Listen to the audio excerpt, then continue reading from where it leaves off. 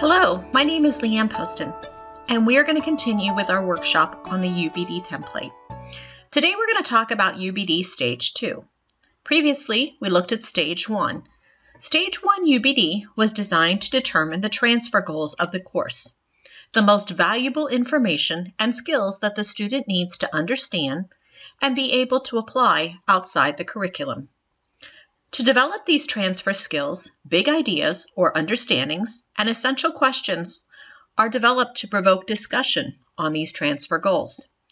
The skills and knowledge needed to scaffold these understandings were developed in the acquisition phase. Stage 2 is designed to determine acceptable evidence that students understand and can transfer these understandings outside the course. To develop these assessments to test understanding, Wiggins and McTighe feel that the assessment must meet one of these facets of understanding: the ability to explain, to interpret, to apply and adjust, to have perspective, to show empathy, or have self-knowledge. The following two questions should also be asked about each assessment. What specific performance should students be able to do well if the learning has been successful? In that performance, where and what should we look for to determine success or failure at meeting the goal? The major transfer goals should be assessed in the most in-depth way, and Wiggins and McTighe developed a helpful acronym, GRASPS, to create authentic tasks for complex performance assessment. The G is the real-world goal. The R is for the student role in the project. The A for the audience. S for the situation, which has a real-world application. The P is the product that the student generates and their performance in the task. And finally, the second S is for the standards that will be used to judge the success of the student's attempt. Less complex understandings can be assessed in the important to know or to do section and use less time-consuming assessments such as quizzes. After development of the assessments, they should be evaluated with 3 to 6 criteria. And a rubric is the recommended means of assessment because it's transparent, students can self-assess, and teachers can be more consistent and justify the grades they give. So let's take a look at the template. Stage 2 of the UbD template starts with performance tasks.